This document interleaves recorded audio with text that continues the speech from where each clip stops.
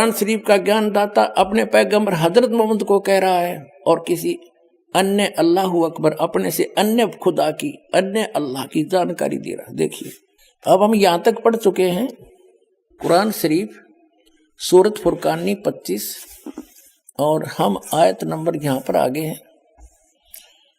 अब हम आयत नंबर 58 पढ़ रहे, 57 पढ़ रहे। और ए पैगंबर उस जिंदा जो तुझे जिंदा रूप में मिला था, इन्हें चैतन्य अर्थ कर दिया, उस जिंदा पर भरोसा रखो जो कभी मरने वाला नहीं यानी अविनाशी है, और तारीफ के साथ उसकी पाकी बयान करते रहो। यानी कुरान शरीफ के ज्ञानदाता से अन्य है जो परमात्मा, उसकी पाकी बयान करने के लिए कुरान शरीफ का ज्ञानदाता कह रहा है हजरत मोहम्मद को, और अपने बंदों के गुनाहों से वह काफी खबरदार है।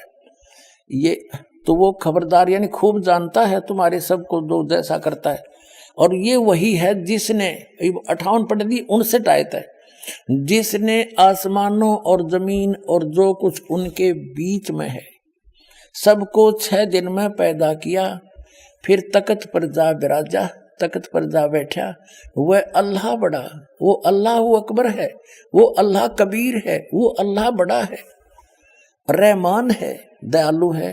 तो उसकी खबर किसी बाखबर यानी इल्म वाले से, तत्वदर्शी संत से पूछ देखो। कुरान शरीफ का ज्ञानदाता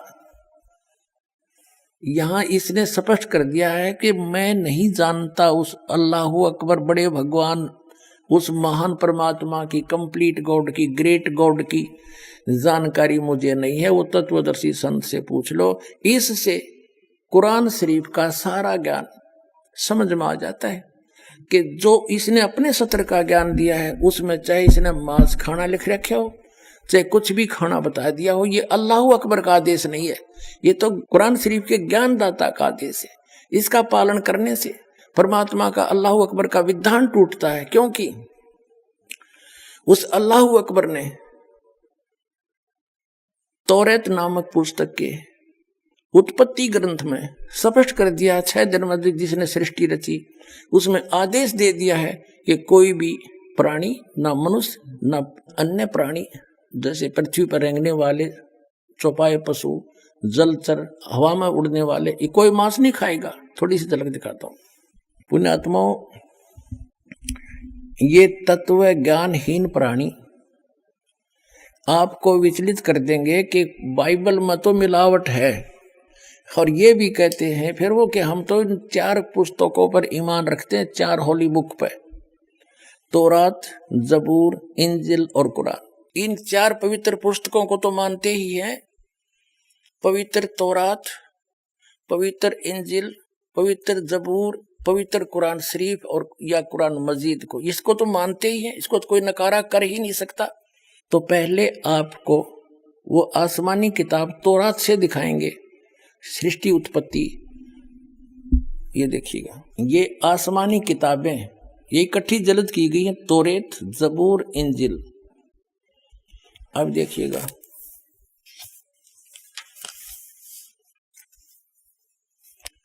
और ये यहां से छपी है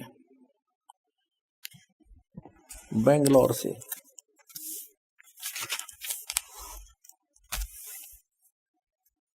ये आसमानी किताब तौरात, जबूर, इंजिल, Urdu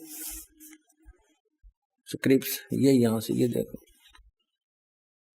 copyright notice published by BSI 206 Mahatma Gandhi road Bangalore से, प्रिंटर्स प्राइवेट लिमिटेड बेंगलोर 94 की। ये 3 किताबें हैं, ये अलग अलग, कुरान शरीफ अलग है, इनसे न्यारी है। इसमें अब हम तौरात के अंदर दिखाते हैं, इसमें उत्पत्ति पैदाइश दिखाते हैं। ये देखो, ये है पैदाइश 1:1:24 प्रश्न नंबर 2 पे। यहां है खिलकत का जिक्र। खिलकत, खुदा ने इत्बिदा और जमीन और आसमान को पैदा किया। जमीन वीरान और सुनसान थी, गौरवों के ऊपर अंधेरा था। ऐसे ये पहला दिन हुआ, सांझ हुई, शाम हुई, सुबह हुई। पहला दिन हुआ, शाम हुई, सुबह हुई, दूसरा दिन। दो दो रचना करते हैं हम, अपने स्थान अपने उस पर आएंगे। ये फिर चौथा दिन हुआ, ये दूसरा दिन हुआ, ये तीसरा दिन हुआ, और फिर ये चौथा दिन हुआ, और फिर ये पांचवा दिन हुआ। अब हम छठे दिन पर आते हैं। ये तीसरा पृष्ठ है, ये तौरेत का। अब 26 में कहा कि फिर खुदा ने कहा हम इंसान को, यानी 5 दिन में जो सृष्टि रची वो कर दी। छठे दिन फिर खुदा ने कहा कि हम इंसान को अपनी सूरत पर अपनी सभी की मानिद बनाएं, और वे समुद्र की मछलियों और आसमान के परिंदों और चौपायों और तमाम जमीन पर और सब जानवरों पर जो जमीन पर रेंगते हैं इख्तियार रखे। उनसे समझदार हो। खाना नहीं लिखा इसमें, आगे देखो। और खुदा ने इंसान को अपनी सूरत पर पैदा किया, अपने जैसा उत्पन्न किया, जैसा खुदा है। मनुष्य भी, खुदा भी मनुष्य जैसा हुआ। खुदा की सूरत पर उसको पैदा किया, नर और नारी करके उसने उनको पैदा किया। और खुदा ने उनको बरकत दी और कहा फूलो और बढ़ो और जमीन में मासूर हो, महकूम करो, और समुद्र की मछलियों और हवा के परिंदों और कुल जानवरों पर जो जमीन पर रेंगते हैं इख्तियार रखो। आगे लिखा कि और खुदा ने कहा कि देखो मैं तमाम रुए जमीन की कुल बीजदार सब्जी और हर दरख्त जिसमें उसका बीजदार फल हो तुमको देता हूँ, ये तुम्हारे खाने को हैं। और जमीन के कुल जानवरों के लिए, हवा के कुल परिंदों के लिए, और उन सब के लिए जो जमीन पर रेंगने वाले हैं, जिनमें जिंदगी का दम है, कुल हरी बूटियां खाने को देता हूं। और ऐसा ही हो गया। अपने आत्मा स्पष्ट कर दिया कि न तो किसी पशु को, ना पक्षी को, ना जलचर को, ना मनुष्य को उस अल्लाह ताला का आदेश नहीं है मांस खाने का। उन्होंने स्पष्ट कर दिया कि ये हरी सब्जी घास फूस दे रखा है तुम्हारे को। और फिर आगे देखो, और ऐसा ही होगा। और खुदा ने सब पर जो उसने बनाया था नजर की और देखा तो बहुत अच्छा है। और शाम हुई, सुबह हुई, और फिर छठा दिन हो गया। फिर उसके बाद आसमान और जमीन उनके कुल लश्कर का बनाना खत्म हुआ। और खुदा ने अपने काम को जिसे वो करता था 7वें दिन पूरा खत्म किया, और अपने सारे काम से जिसे वो कर रहा था 7वें दिन फारिग हुआ। और खुदा ने 7वें दिन को बरकत दी और उसे मुकद्दस ठहराया, क्योंकि उसमें खुदा सारी कायनात से जिसे उसने पैदा किया, बनाया और फारिग हुआ। अब इसको पवित्र बाइबल में दिखाता हूँ एज इट इज, ना तो ये आपको बरगला देंगे आपको ये नकली अटपट करने वाले मारे सट्टे ने के हमने बहुत अच्छी तरह ताल में इल्म हूँ मैं, ये कहते हैं जो इनके पढ़ने वाले विद्वान। और का पता नहीं इनको। ये देखिएगा, ये पवित्र बाइबल है, संपूर्ण जीवन अध्ययन बाइबल। ये कहां से छपा ये देख लीजिएगा। ये देखिएगा, journal editor Donald C Stamps MDV, associate editor ये जे जवाली, Wesley Adams PhD, Life Publishers International, Springfield, Missouri, USA, printed in India. अब ये वही है सारा कुछ, और ये सारा दिखा दूं, पढ़ लो तुम। अब इसके हम इस पे आते हैं उत्पत्ति पर। देखिएगा, ये उत्पत्ति जिसको अंग्रेजी में इन्होंने कहा है जेनेसिस 1, प्रश्न नंबर 4 पे। आदि में यानी प्रारंभ में परमेश्वर ने आकाश और पृथ्वी की सृष्टि की। पृथ्वी बेडौल और सुनसान पड़ी थी, यह इस पर पहला दिन हुआ।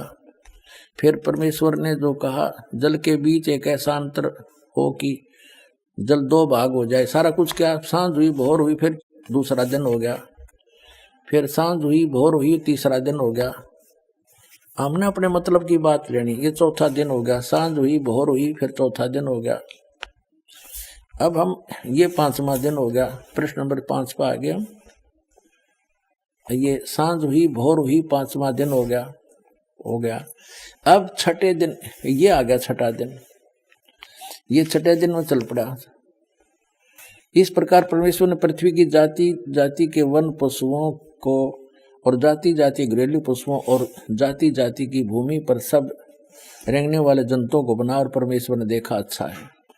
फिर परमेश्वर ने कहा कि हम मनुष्य को, उन सब पशु पक्षियों को बनाकर फिर हम मनुष्य को अपने स्वरूप के अनुसार बनाएं, अपनी समानता में बनाएं, और वे समुद्र की मछलियों और आकाश के पक्षियों और घरेलू पशुओं और सारी पृथ्वी पर सब रेंगने वालों जंतुओं पर जो पृथ्वी पर रेंगते अधिकार रखें। इनसे समझदार हो, जैसे भैंस, गाय, बैल, इनको हमने अपने काम के लिए प्रयोग कर लिया, इनको खाना नहीं, सताना नहीं, इनको जैसे गाय भैंस आपने रखी, उसको पहले आप पेट भरते हो, चराते हो, उसको नहवाते हो, धुआते हो, प्यार से रखते हो, जब वो दूध देती है। तो ऐसे कहा, खाने के लिए नहीं कहा उस मालिक ने। देखो आगे, तो परमेश्वर ने कहा मनुष्य को अपने स्वरूप के अनुसार बनाए, अपनी समानता बनाए। तो भगवान फिर कैसा हुआ? फिर परमेश्वर ने कहा हम मनुष्य को अपने स्वरूप के अनुसार बनाए, अपनी समानता बनाए, और वो समुद्र की मछलियों और आकाश के पक्षियों और घरेलू पशुओं और सारी पृथ्वी पर रेंगने वाले जंतुओं पर जो पृथ्वी पर रेंगते अधिकार रखे। आगे देखो, तब परमेश्वर ने मनुष्य को अपने स्वरूप के अनुसार उत्पन्न किया, अपने ही स्वरूप के अनुसार परमेश्वर ने उसको उत्पन्न किया, नर और नारी करके उसने मनुष्यों की सृष्टि की। तो भगवान कैसा? नर आकार, मनुष्य सदृश, जैसे जिनको परमात्मा मिले सचखंड लेकर गए, वापस छोड़ा, उन्होंने बताया हमरे ही निहार है, हमारा सृजनहार, हमारा भगवान हमारे जैसी शक्ल का है, लेकिन उसकी बॉडी वो उस वहां जाकर के सभी का जो शरीर है इमोर्टल हो जाता, अविनाशी शरीर मिलता है, वो मटेरियल सारा अविनाशी मटेरियल का शरीर है। और यहाँ पर ये नासवान है ये शरीर। यहाँ जब आता है परमात्मा अपनी ओरिजिनल बॉडी से ही आता, वो अविनाशी, वो ऐसे ही किसी माँ से जन्म नहीं लेता, सह शरीर आता है, सह शरीर चला जाता है। आपको प्रमाण दिखाएंगे, अल्लाहू अकबर सह शरीर आया था, बालक रूप धारण किया, लीला करते बड़े हुए, फिर सह शरीर चले गए लाखों लोगों के सामने। अब ये स्पष्ट हो गया कि परमात्मा ने मनुष्य को अपने जैसा, अपनी सूरत में, अपने शकल के अनुसार अपने जैसा रचा। तो भगवान भी, अल्लाह भी मनुष्य जैसा है। और आगे फिर वो क्या कहता है देखो, और परमेश्वर ने कहा नर और नारी करके उनकी सृष्टि की, और परमेश्वर ने उनको आशीष दी, उनसे कहा फूलो फलो और पृथ्वी पर भर जाओ और उसको अपने वश में कर लो, और समुद्र की मछलियों तथा आकाश के पक्षियों और पृथ्वी पर रेंगने वाले जंतुओं पर अधिकार रखो। यानी उनसे, जैसे इंसान ने शेर तक को भी काबू कर लिया, हाथियों को भी बांध लिया, तो ऐसे कंट्रोल करने के लिए कहा उन्होंने। आगे देखो, फिर परमेश्वर ने उनसे कहा, यानी मनुष्यों को भी, फिर परमेश्वर ने उनसे कहा कि सुनो, जितने बीज वाले छोटे छोटे पेड़, ये मनुष्यों के लिए आदेश है, सारी पृथ्वी के ऊपर हैं, और जितने वृक्षों में बीज वाले फल हैं, वे सब मैंने तुमको दिए तुम्हारे भोजन के लिए। मनुष्य के लिए उस अल्लाह ताला का आदेश, अल्लाहू अकबर, जिसने 6 दिन में सृष्टि रची, 7वें दिन तख्त पर जा बैठा, वो है अल्लाहू अकबर है, वो अल्लाह कबीर है, वो कंप्लीट गॉड है, वो सर्जनहार है, वो क्रिएटर है। उस क्रिएटर का आदेश नहीं है मांस खाने का मनुष्य को, पशु पक्षियों को भी नहीं है। आगे देखो, तुम्हारे भोजन के लिए, ये तो मनुष्यों के लिए। आगे देखो, यहाँ आगे हम, और जितने पृथ्वी के पशु और आकाश के पक्षी और पृथ्वी पर रेंगने वाले जंतु हैं, जिनमें जीवन का प्राण है, उन सब के खाने के लिए मैंने सब हरे हरे छोटे पेड़ दिए, और वैसा ही हो गया, यानी घास फूस से। और तब परमेश्वर ने जो कुछ बनाया था वो देखा, तो क्या देखा? वह बहुत अच्छा है। तथा सांझ हुई, फिर भोर हुआ, इस प्रकार ये 6वां दिन हो गया। अब 7वां दिन, यूं आकाश और पृथ्वी और उनकी सारी सेना का बनाना समाप्त हो गया, और परमेश्वर ने अपना काम जिसे वह करता था 7वें दिन समाप्त किया, और उसने अपने किए हुए सारे काम से 7वें दिन विश्राम किया। और परमेश्वर ने 7वें दिन को आशीष दी और पवित्र ठहराया, क्योंकि उसमें उसने सृष्टि की रचना के अपने सारे काम से विश्राम लिया। ठीक।